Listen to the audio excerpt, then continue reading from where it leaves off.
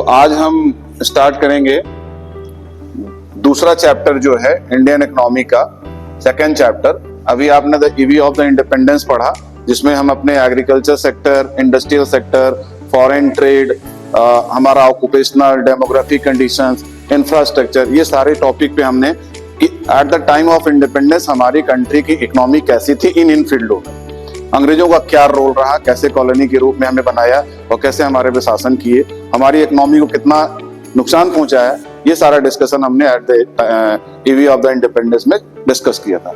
अब चूंकि अब देश आजाद हो गया, अब आगे की इकोनॉमी कैसे बनेगी, 1950 से लेकर 1990 तक की इकोनॉमी की चर्चा हम इस लेक्चर में करने जा रहे हैं और प्रयास करूंगा कि आपको इसको अच्छी तरह से समझ में आए कि 1950 से जब देश आजाद हो गया तो हमारा देश की इकोनॉमी अब कैसे चलेगी, इसकी चर्चा हम करेंगे 1950 से लेकर 1990 के बीच में।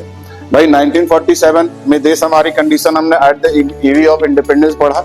अब देश आजाद हो गया, इंडिपेंडेंट हो गया, तो अब हमें नेक्स्ट 40 साल तक हमें अपने इकोनॉमी को कैसे बनाना है, कैसे इस पे काम करना है, इस चीज की चर्चा इस चैप्टर में करने जा रहा हूं। तो सबसे पहले आप इस लाइन को एकदम से कंसेप्ट क्लियर कर लीजिए कि इकोनॉमिक सिस्टम है क्या।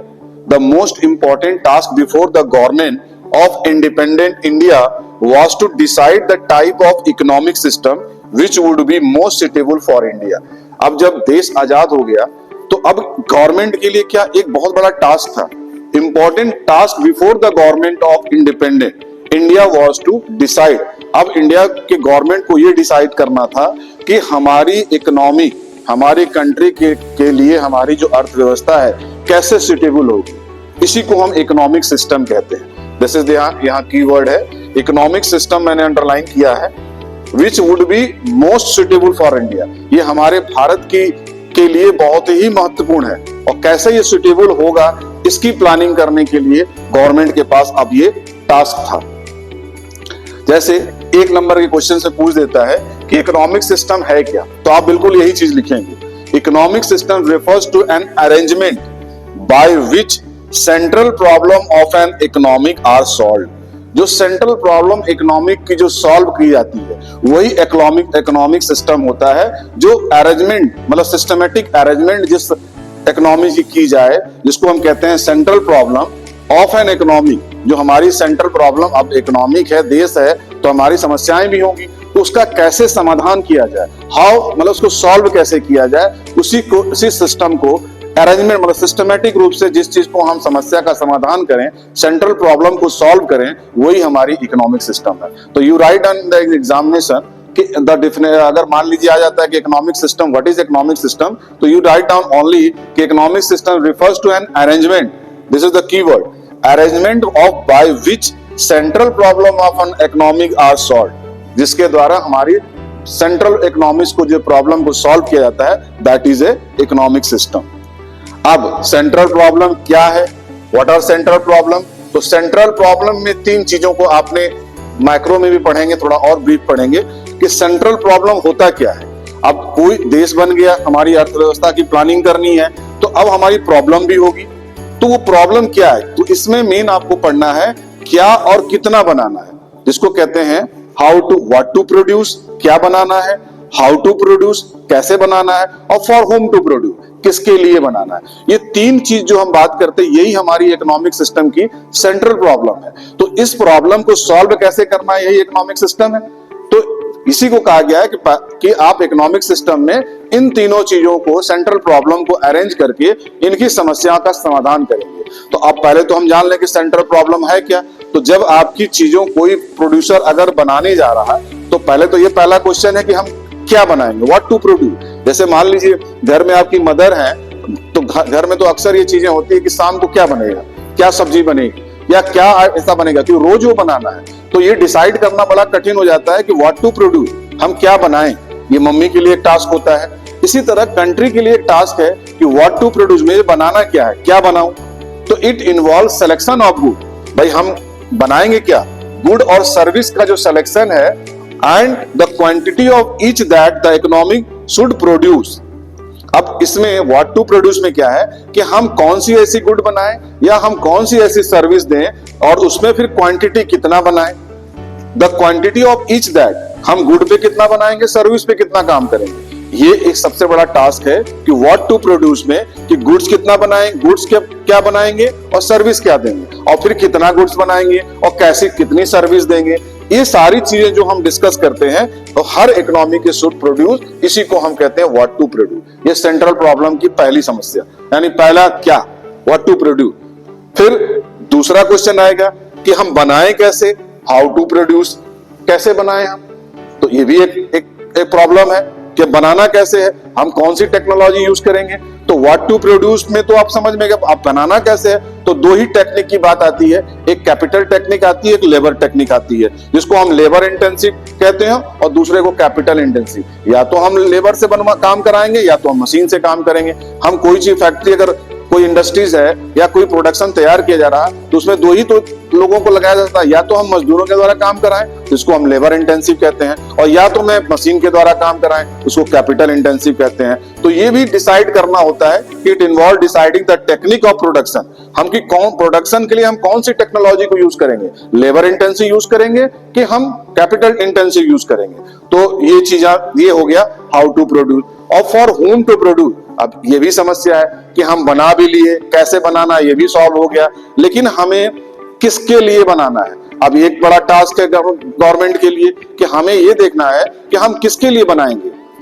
तो अब गवर्नमेंट उसको जिसमें हम डिस्ट्रीब्यूशन की बात करते हैं, तो वो डिसाइड करना पड़ता है कि हम जो भी प्रोडक्ट गवर्नमेंट बना रही है सेंट्रल इकोनॉमी की प्रॉब्लम में कि आ रहा है कि हम क्या किसके लिए बनाएंगे, क्या बनाएंगे ये डिसाइड हो गया, कैसे बनाएंगे ये भी डिसाइड हो गया, लेकिन किसके लिए बनाएंगे। तो यहाँ एक बात आती है डिस्ट्रीब्यूशन की, तो हम पुअर के लिए बनाएंगे कि रिच के बनाएंगे। यहाँ दो वर्ड आते हैं, पुअर एंड रिच। जो आउटपुट आएगा it involve deciding the distribution of output. अब प्रोडक्ट बन के तैयार हो गया, अब उसका डिस्ट्रीब्यूशन कैसे करना है among different category of people, और किसके बीच में, डिफरेंट कैटेगरी ऑफ पीपल। देखिए कीवर्ड है रिच और पुअर, हम कितना हम रिच के लिए बनाएंगे और कितना हम पुअर के लिए बनाएंगे, ये मेन आता है फॉर होम टू प्रोड्यूस।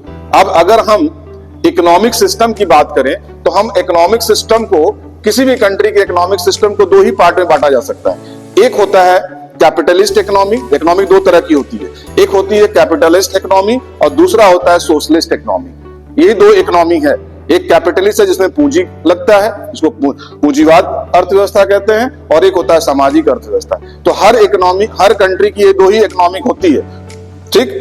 अब कैपिटलिस्ट इकोनॉमी किसको कहेंगे और सोशलिस्ट इकोनॉमी किसको कहेंगे, दोनों में डिफरेंस क्या है, तो इसको जानिए। Capitalist is economic are in which means of productions are owned, controlled and operated by the private sector। Capitalist economic जो होती है वो क्या करती है, वो प्राइवेट होती है, वो उसका कंट्रोल भी उसके हाथ में होता है और उसका मकसद क्या होता है, जैसे which means of production are owned, वो अपना है, प्राइवेट। धीरू भाई अंबानी कोई प्रोडक्ट तैयार कर रहे हैं तो वो क्या है, कैपिटलिस्ट है, वो कैपिटलिस्ट इकोनॉमिक है, और उनका खुद का उस पर कंट्रोल भी उन्हीं का होगा। और ये जो ऑपरेट होगा ये किस सेक्टर में आएगा, ये पब्लिक प्राइवेट सेक्टर के अंतर्गत आएगा, इसको हम कैपिटलिस्ट इकोनॉमी कहते हैं। और सोशलिस्ट इकोनॉमी की बात इसकी पैरेलल चलिए, दोनों साथ साथ समझते।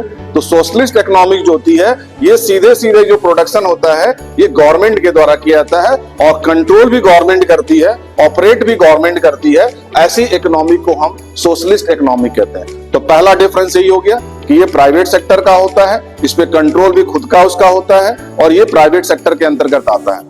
लेकिन ये जो है सोशलिस्ट जो है, ये जो प्रोडक्शन तैयार करती है वो ओन्ड होता है, control by the government, government के द्वारा ऑपरेट होगा, गवर्नमेंट के द्वारा ही कंट्रोल भी होगा। दूसरा, इनका जो कैपिटलिस्ट इकोनॉमिक जो होती है उसका मेन मोटिव होता है टू अर्निंग प्रॉफिट, अगर लॉस होगा तो वो नहीं करेंगे। लेकिन जो सोशल इकोनॉमिक्स है उसका मेन मोटिव होता है टू पब्लिक और सोशल वेलफेयर। यहाँ लॉस और प्रॉफिट से मतलब नहीं है, उनको सोशल वेलफेयर के लिए काम करना है, चाहे लॉस हो चाहे प्रॉफिट हो, इनका मोटिव ये है। और कैपिटलिस्ट का मोटिव है टू अर्न मोर प्रॉफिट।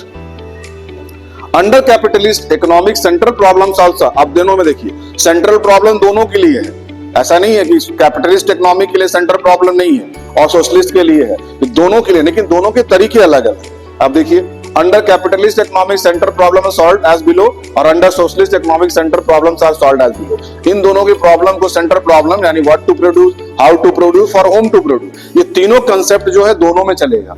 यानी कि सेंटर कैपिटलिस्ट इकोनॉमी में भी और सोशलिस्ट इकोनॉमिक में भी।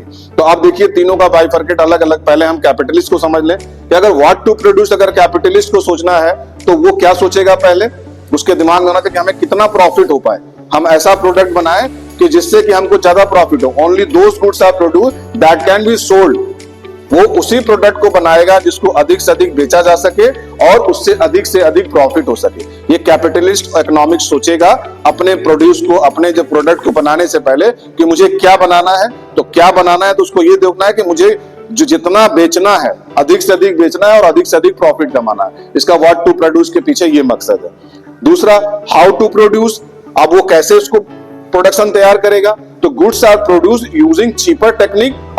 अब उसमें वो क्या सोचेगा कि ऐसी टेक्निक को हम यूज करें जिसमें मुझे सस्ता पड़े। अब उसको चाहे वो लेबर टेक्निक भी यूज कर सकता है और लेबर इंटेंसिव टेक्निक भी यूज कर सकता है और कैपिटल इंटेंसिव टेक्निक भी यूज करता है। उसका मेन देखना है कि मुझे सबसे सस्ता कौन पड़ेगा। ये मेन मोटिव कैपिटलिस्ट इकोनॉमिक का होगा। दूसरा for whom to, FW short में लिखा हूं, FWT मतलब फॉर होम टू प्रोड्यूस। तीसरा क्या हुआ, किसके लिए बनाएगा, good produce are distributed among people in basis of their purchasing power. ये देखेगा कि परचेजिंग पावर स्पेशली किसको देखेगा, रिच को देखेगा, क्योंकि रिच लोग ज्यादा खरीदेंगे। तो उसका मेन परचेजिंग वो देखेगा कि हम किसके लिए ध्यान में रख के वो बना रहा। वो अमीरों को ध्यान में रख के बना रहा कि अमीर के लिए हम कोई प्रोडक्ट बनाएंगे तो हमारा सेल ज्यादा होगा और हमारे प्रॉफिट ज्यादा होगा। तो इसका मकसद फॉर होम टू प्रोड्यूस का है कि हम रिच को ध्यान में रख के, इसलिए कि हमारी परचेजिंग पावर उसमें, मतलब रिच जो है ज्यादा परचेज करेगा, हमारा सोल्ड ज्यादा बिकेगा और रिच इसको ज्यादा पड़े। तो जिसकी परचेजिंग पावर ज्यादा होगी उसी के लिए ये बनाएगा कैपिटलिस्ट इकोनॉमी। क्लियर। चौथा, capitalist economy uses price mechanism. अब देखो आपको पता होगा कि जब हम किसी चीज का, भाई डिमांड और सप्लाई आपने जब पढ़ेंगे, आगे पढ़ा भी होगा कि डिमांड और मार्केट की चीजें डिमांड और सप्लाई पे ही प्राइस को डिसाइड करती है। ये आपने पढ़ा था कि डिमांड जो है डाउनवर्ड होगा और सप्लाई जो होता है अपवर्ड होता है। इसी से यहाँ पे क्या होता है, जब ये दोनों इंटरसेक्ट करते हैं तो इक्विलिब्रियम बनता है और यही इक्विलिब्रियम जो है मार्केट की हमारी प्राइस को डिसाइड करती है। तो कैपिटलिस्ट इकोनॉमिक जो होगा वो क्या देखेगा, प्राइस मैकेनिज्म को फोकस करेगा कि डिमांड, मार्केट में डिमांड कैसी है उसी के अकॉर्डिंग वो सप्लाई करेगा, वहीं उसकी इक्विलिब्रियम बन रही है, उसी से वो प्राइस डिसाइड करेगा। तो कैपिटलिस्ट को कहा गया capitalist economy uses price mechanism. वो कैसा मैकेनिज्म यूज करेगा, प्राइस मैकेनिज्म का। टूल्स ऑफ डिमांड एंड, और कौन सा टूल्स है भाई, प्राइस मैकेनिज्म कैसे बन रहा है, डिमांड और सप्लाई पे, जहां डिमांड और सप्लाई दोनों इंटरसेक्ट कर रहा है वहीं वहां पे उसी के आधार पे वो डिसीजन लेगा कि मुझे प्रोडक्ट ज्यादा बनाना है कि कम बनाना है। तो कैपिटलिस्ट इकोनॉमिक्स का मेन कंसेप्ट क्या है, फॉर होम टू प्रोड्यूस में, कि हम प्राइस को ध्यान में देख के कि प्राइस, डिमांड कैसी है, सप्लाई कैसी है, उसी के अकॉर्डिंग वो अपनी डिसीजन को लेगा। तो इसको हम कहते हैं प्राइस मैकेनिज्म। क्लियर। अब ये तो हो गया कैपिटलिस्ट इकोनॉमिक का। अब दूसरे नंबर पे आते हैं कि सोशलिस्ट इकोनॉमी की क्या सोच है, उनका कैसे for what to produce, how to produce और फॉर होम टू प्रोड्यूस। उसमें हमारी सोशलिस्ट इकोनॉमिक क्या करेंगे, तो सोशलिस्ट इकोनॉमिक जो है पहले करेंगे कि under socialist economic centre problem what to produce, तो वो government decide what to produce according to the needs of society. Government क्या सोचेगी, यहाँ तो है कि इसकी प्रॉफिट सोचना है कि हमको ज्यादा प्रॉफिट मिलेगा, हम उसी चीज को हम बनाएंगे, लेकिन गवर्नमेंट देखेगी कि हमारी सोसाइटी को नीड क्या है, उसके अकॉर्डिंग वो प्लान करेगी कि हमें बनाना क्या है। तो the government decide what to produce according to needs of society. Society की जो नीड्स है, जरूरत है, उस चीज का वो निर्माण करेगी, उस चीज के प्रोडक्ट को बनाएगी।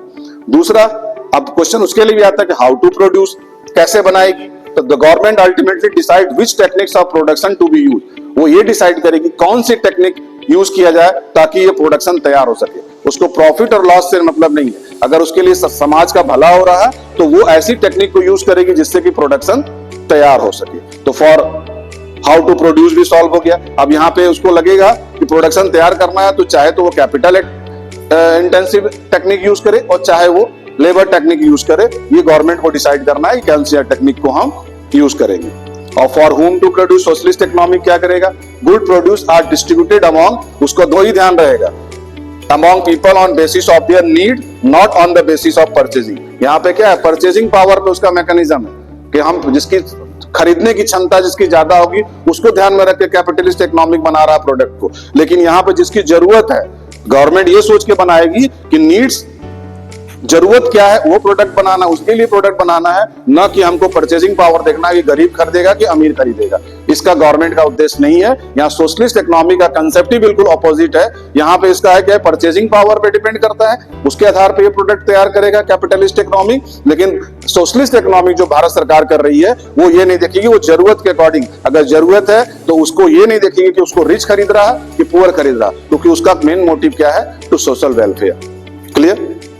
सेंट्रल प्लानिंग जो अथॉरिटी होती है, the government makes all the decision. Central planning की जो अथॉरिटी, जैसे यहाँ क्या हुआ, इन्होंने प्राइस मैकेनिज्म रखा, लेकिन सेंट्रल गवर्नमेंट का जो भी प्लानिंग होगी इसको जो करता है वो सेंट्रल प्लानिंग अथॉरिटी करती है, जो गवर्नमेंट होती है। मेक्स ऑल द डिसीजन, सारे निर्णय वो ये गवर्नमेंट लेगी ये चीज, और यहाँ सारा निर्णय वो प्राइवेट व्यक्ति ले रहा।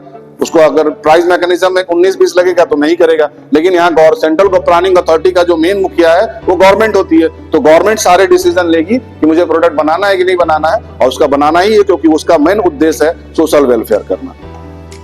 यहाँ पे मार्केट और सप्लाई की चीजों को नहीं देखना, यहाँ पे नीड्स और जिससे कि समाज का भला हो सके। कंक्लूजन क्या लिख लेगा? अब गवर्नमेंट अगर ये कहे, ठीक है आपने दो इकोनॉमिक पढ़ लिया कि एक दो तरह की अर्थव्यवस्था होती है हर कंट्री में, एक होती है कैपिटलिस्ट इकोनॉमिक, दूसरा होता है सोशलिस्ट इकोनॉमिक। लेकिन अगर हम केवल दान करें, हमारी इनकम भी तो होनी चाहिए, हम कैसे इसको करेंगे? अगर मान लीजिए गवर्नमेंट भी कोई चीज को उसके पास फंड आए नहीं तो वो सोशल वेलफेयर कब तक करेगा? भाई ठीक है, कैपिटलिस्ट तो सीधे सीधे कह दिया कि मुझे प्रॉफिट होगा तभी मैं कर पाऊं। तो अगर आपसे ये सवाल पूछा जाए कि हमारे देश में किस तरह की इकोनॉमिक्स है, कैपिटलिस्ट इकोनॉमिक्स है, इकोनॉमी है कि सोशलिस्ट इकोनॉमिक है, तो ये आप बताइए कि दोनों में हम किस तरह के इकोनॉमिक को भारत को कह सकते हैं? भारत की इकोनॉमिक जो है वो हमारी ना हमारी कैपिटलिस्ट इकोनॉमिक है पूरी तरह, और ना ही हमारी सोशलिस्ट इकोनॉमिक है पूरी तरह। हमारी इकोनॉमिक को कहा गया है मिक्स्ड इकोनॉमी। इसलिए मिक्स्ड इकोनॉमी कि कहीं से अगर पैसा आएगा तभी तो खर्च करेंगे ना, तो इनकमिंग आउटगोइंग दोनों बैलेंस होगा तभी हम कर पाएंगे। तो गवर्नमेंट के पास भी पैसा कहां से आएगा? अगर वो अच्छी बात है, गरीबों के लिए उन्होंने सोशल वेलफेयर का प्लान किया है, तो गवर्नमेंट क्या करती है? गवर्नमेंट की इनकमिंग जो हमारे रिच से टैक्स लेती है, तो उधर से जब पैसा आएगा तो सरकार उस पैसे को खर्च करती है, उसका उद्देश्य है सोशल वेलफेयर करना। लेकिन इनकमिंग भी तो होनी चाहिए। जब अगर आना पैसा बंद हो जाएगा तो वो दान कैसे करेंगे, वो सोशल वेलफेयर पे काम कैसे करेंगे? तो इसीलिए इस इकोनॉमिक को हर कंट्री में यही इकोनॉमिक चलती है, क्योंकि पूरी तरह से कैपिटलिस्ट और पूरी तरह से सोशलिस्ट हो ही नहीं सकता है। तो ये जब तक पैसा नहीं आएगा तब तक आप खर्च कैसे करेंगे? तो ये कॉमन सी बात है कि अगर हम घर में भी अगर हम कोई चीज अपना एक बजट बनाते हैं तो मेरे पास जब पैसा आता रहेगा तो हम खर्च करेंगे, पैसा आना बंद हो जाएगा तो हम खर्च कैसे करेंगे? तो इसलिए हमारी इंडियन इकोनॉमिक को हम कहते हैं मिक्स्ड इकोनॉमी। ये देखिए, इंडिया अडॉप्टेड, कैसी इकोनॉमिक इंडिया ने अडॉप्ट किया है? Mixed economy with best feature of capitalist and socialist economy. दोनों के बेस्ट फीचर को लेकर जो है हमने हमारी इकोनॉमिक जो है मिक्स्ड इकोनॉमिक है। तो एग्जाम में क्वेश्चन आता है कि इंडिया की इकोनॉमिक कैसी है, तो मिक्स्ड इकोनॉमी। और अगर इसका रीजन पूछेगा तो ये सारी चीज मैंने दोनों का डिफरेंस बता दिया। इसलिए है कि एक के हम कह दें केवल कैपिटलिस्ट इकोनॉमिक है तो ये हो नहीं सकता है, और ये कह दें कि सोशलिस्ट इकोनॉमिक है तो पैसा आएगा कहां से? तो दोनों का होना जरूरी है। तो कैपिटलिस्ट और सोशलिस्ट इकोनॉमिक्स का बेस्ट फीचर्स को लेके हमारी जो अर्थव्यवस्था है वो मिक्स्ड इकोनॉमिक के नाम से जानी जाती है। चलिए, अब तो आपने अर्थव्यवस्था पढ़ लिया, हमारी इकोनॉमिक कैसी है। अब दूसरा टॉपिक आता है जो अकेले एक नंबर में पूछता है कि हमारी इकोनॉमिक प्लानिंग क्या है। सीधे सीधे पहला पूछेगा, इंपॉर्टेंट पॉइंट है ये कि हमारी इकोनॉमिक, अब हम अर्थव्यवस्था बना रहे तो हमारी प्लानिंग होनी चाहिए। तो कैसी प्लानिंग हम अपने देश की इकोनॉमिक के लिए? तो economic planning can be defined as making major decision by the authority the basis of a comprehensive survey of the economic as a whole. पहला काम क्या है कि major decision by the authority. By the authority कौन है? हमारी government है।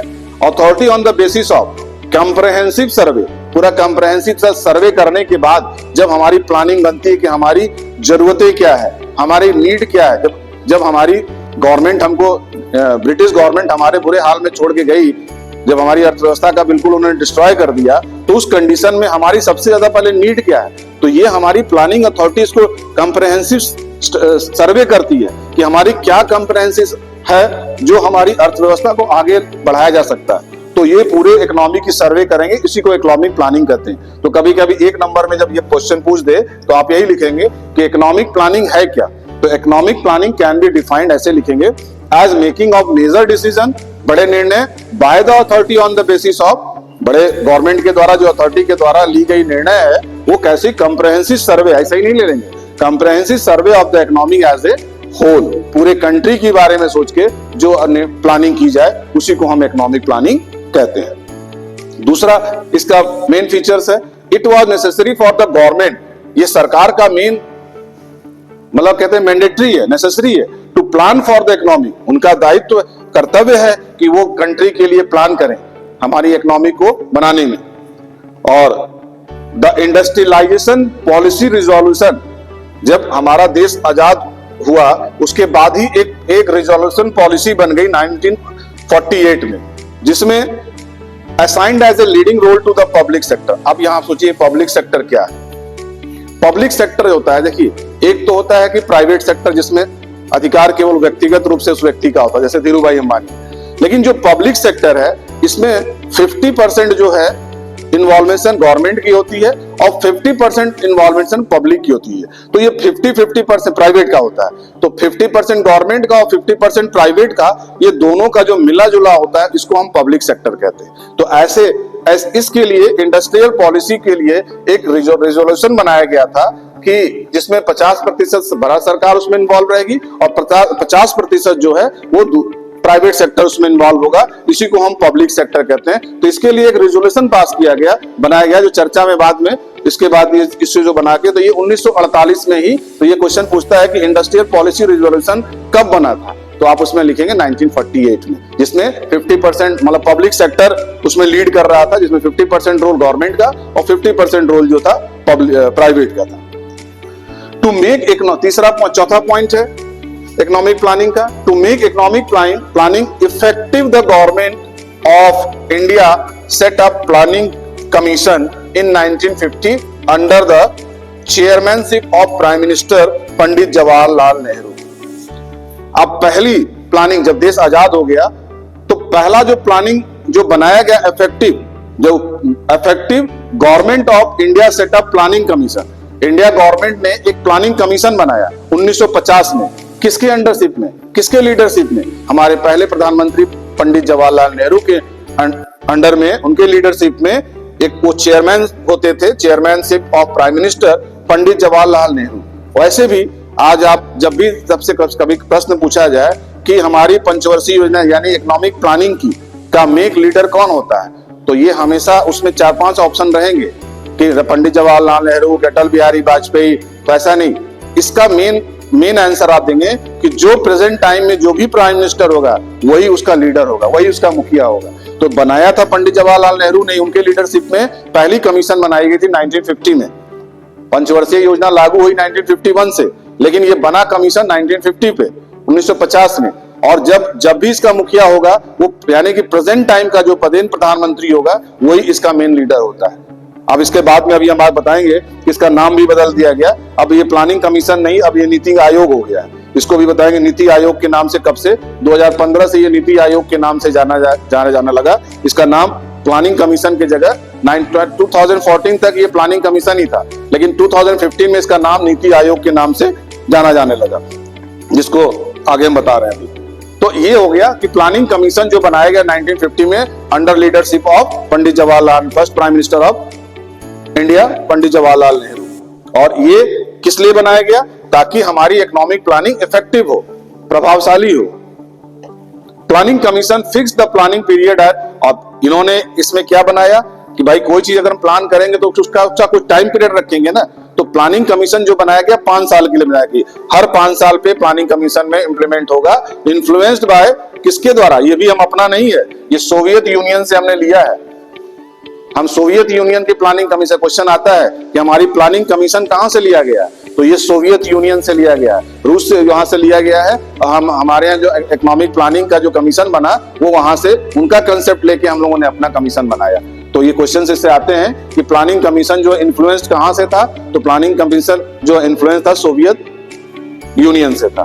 तो तो ये 5 साल के लिए बनाया गया कि हर 5 साल के बाद फिर इसको रिवाइज किया जाएगा। 5-5 साल के लिए टेन्योर बनाया गया। ये हमारी प्लानिंग कमीशन। पहला जो हमारा प्लानिंग कमीशन बना था, सबसे पहला 1 अप्रैल 1951 से लेकर 31 मार्च 1956, 5 साल के लिए बनना था। 1950 में आपकी स्टेब्लिशमेंट हो गया, कमीशन आयोग बन गया। लेकिन 1951 यानी कि 1 अप्रैल 1951 को पहला हमारा जिसको कहते हैं 5 ईयर प्लान जो स्टेब्लिश किया गया। और कब तक के लिए? 31 मार्च, क्योंकि साल जो शुरुआत होती है जो हमारा इकोनॉमिक ईयर माना जाता है 1 अप्रैल टू 31 मार्च, तो 1 अप्रैल 1951 को स्टेब्लिश किया गया। और कब तक के लिए? 31 मार्च 1956, 5 साल के लिए ये कमीशन बनाया गया।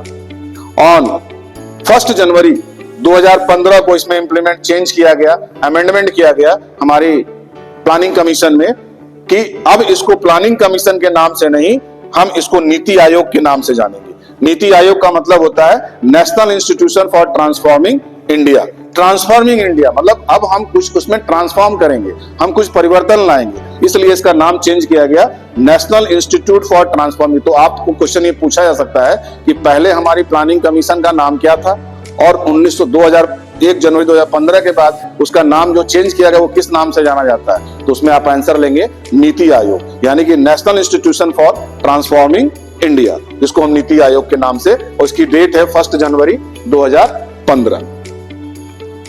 तो ये हमारे प्लानिंग की एस्टेब्लिशमेंट हो गया। इकोनॉमिक क्या सिस्टम है, इकोनॉमिक की प्लानिंग क्या है, कमीशन कैसे बना और हमारे इस कमीशन का नाम कैसे चेंज हुआ, कितने साल के लिए बनता है, ये सारी चीजें मैंने इस टॉपिक पे डिस्कस किया। अब दूसरा है कि जब हम कोई प्लान करेंगे, प्लान तो बन गया, जब कोई प्लानिंग करेंगे तो कुछ हम टारगेट भी रखेंगे, कुछ गोल भी रखेंगे। तो ये प्रश्न आता है कि हमारा गोल क्या था, हमारी प्लानिंग का गोल क्या था? तो गोल जो था 5 साल के लिए जो बनाया गया, तो उसके चार गोल थे हमारे, जिसको हम जेम्स के नाम से जानते हैं, शॉर्टकट में जेम्स का मतलब हुआ कि G for growth, E for equity, M for modernisation और एस फॉर सेल्फ रिलायंस। ये देखिए मैंने 4 को कैटेगराइज किया है कि ये 3-3 नंबर के क्वेश्चंस इसमें अकेला पूछा जा सकता है। चाहे आपको शायद ग्रोथ के बारे में पूछ दे कि 5 ईयर प्लान के ग्रोथ क्या थे, अगर 5 ईयर प्लान के 4 गोल थे तो आप ग्रोथ के बारे में बताइए, केवल ग्रोथ ही नाम दे देगा कि ग्रोथ में उनका गोल क्या था। या पूछ देगा इक्विटी की में आपके 5 ईयर प्लान की क्या प्लानिंग थी, क्या गोल्स थे, मॉडर्नाइजेशन में क्या गोल थे और सेल्फ रिलायंस में क्या गोल्स थे। तो मैं एक एक करके इसको एक्सप्लेन करूंगा। ये 3-3 नंबर के, 6 नंबर में तो पूरा पूछ सकता है, पूरा लिखना पड़ेगा, लेकिन 3-3 नंबर अगर किसी एक का नाम अगर मेंशन कर दे तो आप उसको एक्सप्लेन करेंगे इसके बारे में। तो मैं इसको एक्सप्लेन और अच्छे से कर रहा हूं। तो इसको शॉर्ट में हम कहते हैं, अगर पूछे कि 5 इयर्स गोल को याद करने के लिए कि 5 ईयर गोल्स की प्लान में क्या था, goal of the 5 year plan, तो उसको आप G for growth, E for equity, M for modernisation, S for self reliance. तो इसको शॉर्ट में जेम्स के नाम से याद करने के लिए इसको हम जेम्स रख दिया कि G for growth, E for equity, M for modernisation और एस फॉर सेल्फ रिलायंस। तो अब हम एक एक करके इसको पहले हम ग्रोथ, मॉडर्नाइजेशन और सेल्फ रिलायंस की बात करेंगे, लास्ट में हम इक्विटी की बात करेंगे, क्योंकि इसके बाद इसको समझना और आसान होगा। ग्रोथ क्या है? 5th गोल जो है 5 ईयर प्लान का, ग्रोथ के अगर पर्सपेक्टिव में देखें तो 5 ईयर गोल्स का क्या प्लानिंग थी, क्या टारगेट था? Aim to increase country capacity to produce goods. भाई अब हम भारत सरकार को तो ब्रिटिश ने छोड़ दिया उनके उस हाल पे सारा चीजें खराब करके, तो अब हमें दूसरी कंट्री के साथ हमें अपनी प्रोडक्शन को कैसे बढ़ाना है। तो इंक्रीज कंट्रीज कैपेसिटी, हम अपने देश की प्रोडक्शन करने की कैपेसिटी को बढ़ाएंगे कैसे। तो ये मेन टारगेट था कि aim to increase countries capacity to production good. हम जो प्रोडक्ट्स, हम वहां से जो प्रोडक्शन मंगाते थे, अब हम प्रोडक्शन नहीं मंगाएंगे, हम अपनी कैपेसिटी को ग्रोथ करेंगे, हम अपनी कैपेसिटी प्रोडक्शन को बढ़ाएंगे, ताकि हमारा मार्केट में चीजें एक्सपोर्ट हो, मार्केट में हमारी सेलिंग हो और हमारी अर्थव्यवस्था अच्छी हो। तो ये पहला जो था एम था ग्रोथ में। दूसरे की बात करेंगे अगर हम मॉडर्नाइजेशन का, तो मॉडर्नाइजेशन में क्या था कि aims at adoption of new technology and change in social outlook. अब हमें क्या करना है, हम अपनी टेक्नोलॉजी को मॉडर्नाइजेशन कर रहे हैं, तो हम अपनी केवल टेक्नोलॉजी किस पे डिपेंड थे? अंग्रेजों पे, ब्रिटिश गवर्नमेंट पे। तो हम अपनी टेक्नोलॉजी को, टेक्नोलॉजी में परिवर्तन लाएंगे, इंडिया की टेक्नोलॉजी होगी, अडॉप्शन ऑफ न्यू टेक्नोलॉजी, हम नए टेक्नोलॉजी को अडॉप्ट करेंगे और अपनी जो हमारी सामाजिक यानी सोशल आउटलुक है, उसमें हम बदलाव लाएंगे, चेंज लाएंगे, लोगों की सोच में परिवर्तन लाएंगे। तो ये जब मॉडर्नाइजेशन, क्या मॉडर्नाइजेशन होता है क्या कि जब हम किसी नई टेक्नोलॉजी को अडॉप्ट करेंगे और अपने समाज की दशा और दिशा दोनों बदल देंगे। यही तो हमारा सोच है, यही तो हमारी मॉडर्नाइजेशन है। जैसे आज की डेट में अगर कहा जाए कि हमारी सोशल आउटलुक क्या है, सोशल आउटलुक हमारी, अगर एक पहला बहुत बड़ा गुड एग्जांपल है कि जिसको हम कहते हैं वुमेन एम्पावरमेंट, महिला की सशक्तिकरण, नारी सशक्तिकरण, यानी कि महिलाओं को शिक्षा के क्षेत्र में, हर क्षेत्र में उनको आगे लाने का जो एक प्रयास किया जा गया और आज हम सक्सेस हैं। तो ये क्या, ये मॉडर्नाइजेशन है। और न्यू टेक्नोलॉजी, हम जो भी टेक्नोलॉजी आज के डेट में हम कंप्यूटर में आगे बढ़ते जा रहे हैं, हम एआई तक पहुंच गए हैं, सारी टेक्नोलॉजी कर रहे हैं, तो ये हमारी न्यू टेक्नोलॉजी की हर चीज हम वो कर सकते हैं जो अंग्रेजों ने किया उससे बेहतर कर सकते हैं। तो दैट इज ए मैटर। तो aims at adoption of new technology and change in social outlook, सोच बदलना है। ये मेन 5 ईयर गोल की प्लान थी आपकी ग्रोथ में, मॉडर्नाइजेशन। चौथा आता है self reliance, aim to make the economic self reliant, अपने आप आत्मनिर्भर बनना। हम दूसरे पे डिपेंडेंसी नहीं रहेगी हमारी, हम ब्रिटिश गवर्नमेंट पे डिपेंड नहीं करेंगे, अब हमारा खुद का रोजगार होगा, खुद का सब कुछ होगा। तो इसी को कहा गया है सेल्फ रिलेवेंट, यानी सेल्फ रिलायंस, यानी सेल्फ रिलेवेंट, हम अपने आप में आत्मनिर्भर बनेंगे, हमें डिपेंडेंसी, हमें अंग्रेजों पे नहीं रहना है। तो ये 3 चीज तो आपकी हो गई। एक तो हो गया ग्रोथ, दूसरा हो गया मॉडर्नाइजेशन और तीसरा आपका हो गया सेल्फ रिलायंस। अब चौथा जो हम इक्विटी की बात करेंगे तो उसको भी इक्विटी समझ लीजिए कि इक्विटी क्या है। अब यहाँ 2 वर्ड एक समझिएगा, एक इक्वलिटी होती है और इक्विटी होती है। जनरली बच्चे समझते हैं कि दोनों both are the same, both are the not same. Equality जैसे होती है, इक्वलिटी का मतलब कि बराबर, सभी को बराबर न्याय मिले। इक्विटी अकॉर्डिंग टू नीड्स, जैसे एग्जांपल में आप समझिए, मान लीजिए ये दीवार है, ठीक है, एक व्यक्ति है, ये सबसे लंबा है, एक व्यक्ति है ये इससे छोटा है, और एक व्यक्ति है ये इससे छोटा है, और इधर क्रिकेट मैच चल रहा, क्रिकेट मैच चल रहा। अब इसको मैच दिख रहा है, ये खड़ा खड़ा दीवार के ऊपर इसकी सर है, इसको पूरा मैच दिख रहा है। इसको लेकिन नहीं दिख रहा, इसको बिल्कुल नहीं दिख रहा, इसको भी नहीं दिख रहा, इसको, लेकिन दोनों को मैच नहीं दिख रहा। लेकिन अगर मेरे पास 6 डिब्बे हैं तो मैं इससे कहूं कि तुम 2 डिब्बे नीचे लगा लो तो तुम्हारी हाइट यहां तक पहुंच जाएगी, तुम मैच देख लोगे। और इसको मैंने कहा कि तुम 4 डिब्बे ले लो तो तुम्हारी हाइट यहां तक होगी, तुम ताकि मैच देख लोगे। लेकिन ये हुई इक्विटी।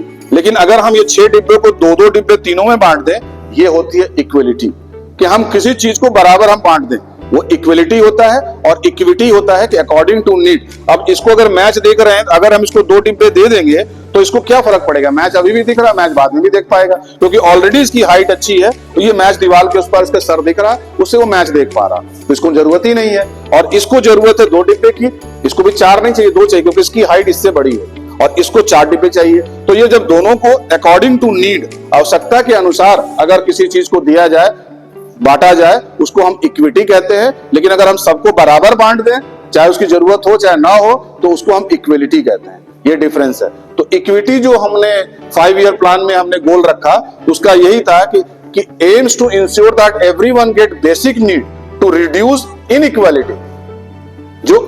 जो इनइक्वालिटी थी कि किसी के पास, जैसे अमीर के पास है तो अमीर के पास और दे दिया तो और बढ़ गया, और गरीब के पास बिल्कुल उसको दिया तो वो तो उसके पैरेलल हुआ नहीं। तो यही लेकर है कि एवरीवन गेट बेसिक नीड। अगर उसकी बेसिक नीड्स है, उसकी जो बेसिक जरूरतें हैं, उसके अकॉर्डिंग हम उसको देंगे टू रिड्यूस, किस लिए, ताकि सोसाइटी में इनइक्वालिटी ना हो, असमानता का स्तर, मतलब स्थिति, सिचुएशन ना हो, इसलिए ये इक्विटी वर्ड है। तो ये 4 चीज गवर्नमेंट ने 5 ईयर प्लान की गोल रखी। ग्रोथ कैसे करेंगे, हम अपनी प्रोडक्शन को बनाएंगे, कैपेसिटी अपनी डेवलप करेंगे। दूसरा हमने कहा कि मॉडर्नाइजेशन, हम नई टेक्नोलॉजी और सोशल आउटलुक को बदलेंगे, सोच बदलेंगे। तीसरा हमने कहा कि हम आत्मनिर्भर बनेंगे, सेल्फ रिलायंस बनेंगे। और चौथा हम अपने एम्स हमारा जो है कि हम बेसिक नीड्स को पूरा करेंगे, तो किसके लिए, टू रिड्यूस इनइक्वालिटी। इनइक्वालिटी जो समाज में है उसको कम करने के लिए हम बेसिक नीड्स की पूर्ति करेंगे। ये 4 उसके गोल्स थे, जिसको हम जेम्स के नाम से जानते हैं। G for growth, E for equity, M for modernisation और S फॉर सेल्फ रिलायंस। अब इसी चीज को हमने लिखा है, इसको सेंटेंस में इंग्लिश में। ग्रोथ में growth implies means either a larger stock और प्रोडक्टिव कैपिटल। हम ज्यादा से ज्यादा हम अपने स्टॉक को बढ़ाएंगे, ठीक। इक्विपमेंट किसके द्वारा? मशीन के द्वारा। दूसरा क्या ऑब्जेक्टिव था? और a larger size and supporting services like banking. और हम क्या करेंगे? हम अपनी सर्विस को भी बढ़ाएंगे, गुड्स भी बढ़ाएंगे और सर्विस भी बढ़ाएंगे। ये ग्रोथ का कंसेप्ट था कि हम अपनी सर्विस भी लार्जर, ज्यादा से ज्यादा चीज बनाएंगे मशीन के द्वारा, ताकि हमारी ग्रोथ हो, हमारी कंट्री की कैपेसिटी बढ़े। और इसी तरह हम सर्विस में भी, बैंकिंग है, हमारा इंश्योरेंस है, टीचिंग है, ये सारी चीजें हमारे सर्विस के अंदर जो इनविजिबल है, इसमें भी हम क्या करेंगे?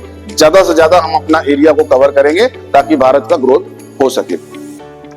तीसरा, और an increase in the efficiency of productive capital services. अब यहां देखिए, कैपिटल सर्विसेज, प्रोडक्टिव, हम अपनी एफिशिएंसी को भी बढ़ाएंगे। भाई मान लीजिए पहले किसी फैक्ट्री से हम 3 डिब्बे बनाते थे, हम एक मशीन में हम 3 डिब्बे बनाते थे। अब हम उसी मशीन में हम अब 6 डिब्बे बना रहे हैं, तो ये मेरी क्षमता बढ़ी ना। मशीन तो वही है, लेकिन हम अपने प्रोडक्ट को इफिशियंसी के अकॉर्डिंग, यानी इंक्रीज अपनी हम इफिशियंसी किसमें बढ़ाएंगे? प्रोडक्शन में, यानी कि increase in the efficiency of productive capital services. हम अपने प्रोडक्ट्स, अपनी कैपिटल और सर्विस को बढ़ाने के लिए हम अपनी एफिशिएंसी को बढ़ाएंगे। जो पहले हम कम उत्पादन करते थे, अब हम ज्यादा करेंगे। ये मेन ग्रोथ के अंतर्गत आएगा। A good indicator of economic growth is study increase in. और हमारी भारत की अर्थव्यवस्था का इंडिकेटर चेक करने का मापदंड क्या है? अगर हमारी जीडीपी बढ़ेगी तो इसका मतलब कि हमारा ग्रोथ हो रहा, और जीडीपी हमारी अगर कम होगी तो इसका मतलब कि ग्रोथ नहीं हो रहा। तो इसी को करा कि हमारा इंडिकेटर क्या है इकोनॉमिक ग्रोथ का? टू इंक्रीज द जीडीपी को बढ़ाना, ग्रॉस डोमेस्टिक प्रोडक्ट, जीडीपी जो कहते हैं। इट रिफर्स, और ये जीडीपी कैसे बढ़ता है? इट रिफर्स, मतलब डोमेस्टिक प्रोडक्ट किसको कहते हैं? जो मार्केट वैल्यू, यानी कि it refers to market value of all the goods and services product in the. हम जीडीपी किसको कहते हैं? जो मार्केट की वैल्यू है किस चीज का? गुड और सर्विस का, एक साल के अंदर, उसी को हम जीडीपी कहते हैं। तो वो अगर हम एक साल के अंदर हमारे मार्केट में कितना सेल हुआ, कितना हमारा बिका, चाहे वो गुड्स के रूप में और चाहे सर्विस के रूप में, उसकी जो वैल्यू जो निकाली जाती है 1 ईयर के अंदर, वही हमारा ग्रॉस डोमेस्टिक प्रोडक्ट है। तो इसको देखिए, डोमेस्टिक प्रोडक्ट को मैंने एक्सप्लेन भी किया है। It refers to market value of all the goods and services. Market की वैल्यू जो सारे गुड्स, और दो ही चीज हम कहते हैं, गुड्स आपका विजिबल होता है और सर्विसेज जो है इनविजिबल होता है। जिसको गुड्स को हम टच कर सकते हैं, देख सकते हैं, सर्विसेज को हम टच नहीं कर सकते, देख नहीं सकते, लेकिन सर्विस दे रहे हैं। टीचिंग है, डॉक्टर अपना सेवा कर रहा है, वकील अपने केस लड़ रहे हैं, तो दीज आर द सर्विसेज। तो इस क्षेत्र में साल के अंदर इस मार्केट वैल्यू को अगर हम इंक्रीज करेंगे, that means is GDP. It refers to market value of all the goods and services product in the country during 1 year. ये देखिए, ये इंडिकेटर है।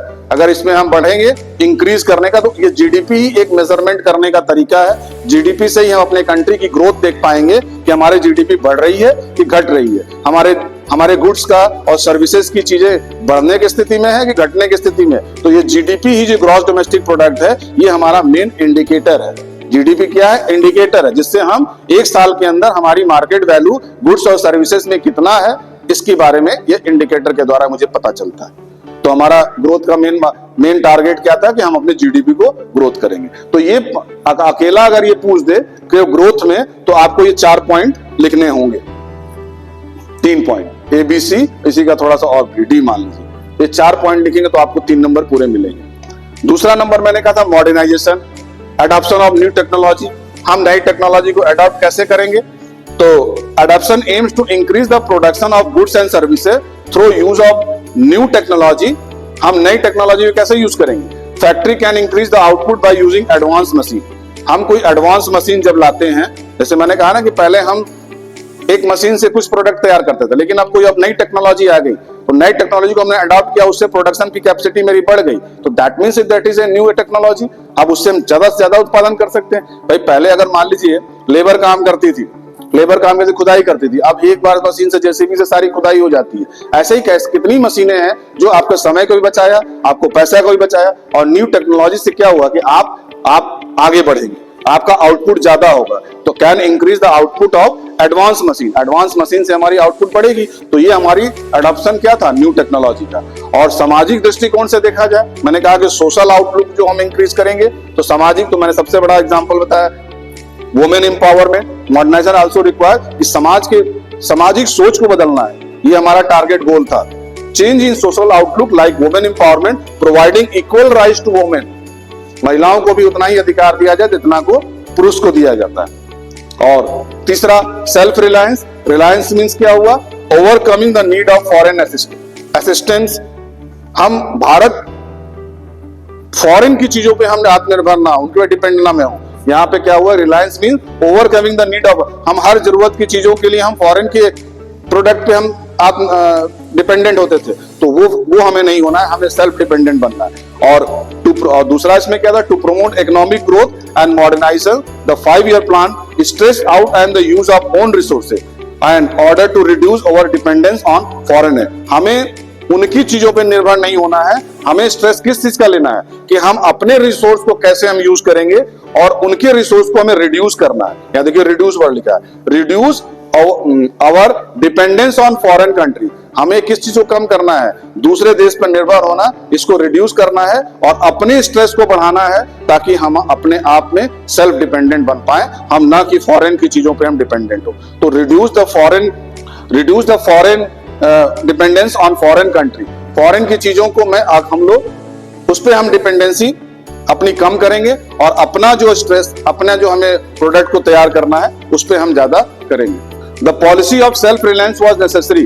अब क्या पॉलिसीज की है सेल्फ रिलायंस की, रिड्यूस फॉरेन, हम फॉरेन की चीजों को हम कम करेंगे, डिपेंडेंस स्पेशली फूड, हम स्पेशली करके फूड के, हम उनकी बनाई हुई वस्तु खाने की चीजों को हम नहीं लेंगे, हम अपनी डेवलप करेंगे। अवॉइड फॉरेन इंटरफेरेंस, हम टेक्नोलॉजी में जो फॉरेन की लोग हमारी टेक्नोलॉजी में इंटरफेयर करते थे उसको हम रिड्यूस करेंगे, अवॉइड करेंगे, हम अपनी टेक्नोलॉजी को डेवलप करेंगे ना कि उनकी टेक्नोलॉजी में, तो उनकी हमारी टेक्नोलॉजी में इंटरफेयर करना भी हमें अवॉइड करना, ये मकसद है। अब आता है इक्विटी। What is equity? ये मैंने कहा कि इक्विटी का मतलब कि जहां पे हम according to needs, it is important to ensure that benefit of economic prosperity are availed by the all section of the economy। हमें यहाँ देखिए प्रॉस्पेरिटी का मतलब होता है समृद्धि, हम अपनी इकोनॉमीज की अकॉर्डिंग, बेनिफिट ऑफ इकोनॉमिक, हम हर सेक्शन, जिस सेक्शन की नीड है, हमें प्राइमरी सेक्शन में नीड है कि सेकेंडरी में कि टेरिटरी में, उसके अकॉर्डिंग हम उस चीज को पूरा करेंगे, दैट मीन्स इक्विटी। अब इसको थोड़ा बाइफरकेट और किया गया है, according to equity every Indian should be able to meet his or her basic need. Food house है भाई, व्यक्ति की 3 ही चीज की नीड होती है, रोटी कपड़ा और मकान, भोजन चाहिए, कपड़े चाहिए और घर चाहिए। तो ये बेसिक नीड्स, अगर इसको, ये सभी को चाहिए, फूड हाउस, एजुकेशन, शिक्षा चाहिए, हेल्थ चाहिए, इसमें कोई इनइक्वलिटी ना हो, and inequality in the distribution of wealth should be reduced. इन सभी चीजों को ध्यान में रखते हुए इस चीज में हमको इनइक्वलिटी नहीं करनी है।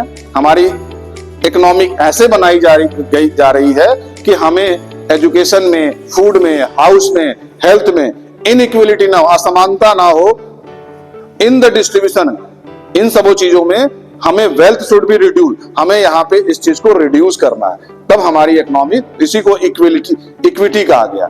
इन शॉर्ट अगर कहा जाए, equity aims to raise the standard of living of all people and promote social justice. इसका मेन मकसद है इन इक्विटी का कि स्टैंडर्ड सबके, सभी लोगों का एक स्टैंडर्ड लेवल मेंटेन हो, all the people to promote, जिसके लिए सामाजिक न्याय यानी सोशल जस्टिस। तो उसको फिर से पढ़िए, इन शॉर्ट में कहा जाए, equity aims to raise the standard of living of all people, जीने का सबको अधिकार है और सभी को एक स्टैंडर्ड लेवल हो, एंड प्रमोट सोशल जस्टिस, जिससे कि सामाजिक न्याय हो सके, जिससे कि सामाजिक, किसको प्रमोट करें, सामाजिक न्याय को। ये देखिए, ये मैंने यहाँ समझाया भी थे, इक्वलिटी और इक्विटी में क्या होता है, ये दोनों में, ये देखिए अकॉर्डिंग टू नीड, इसको जरूरत है तो हम डिब्बे देंगे ताकि वो मैच दे सके। यहाँ पे अगर हम सबको बराबर बांट देंगे तो इक्वलिटी होता है, लेकिन अकॉर्डिंग टू नीड अगर उसको हम देंगे तो इक्विटी होता है। क्लियर? अब नेक्स्ट क्लास में हम बात करेंगे कि इंडियन इकोनॉमिक 3 सेक्टर में हमें बात करना है, एग्रीकल्चर, इंडस्ट्रीज और फॉरेन ट्रेड। ये हमारी 1950 से 1990 के बीच में कैसे हमारी इंडियन इकोनॉमी आगे बढ़ी या जो भी सिचुएशन था, इसकी चर्चा हम नेक्स्ट क्लास में करेंगे। Thank you very much.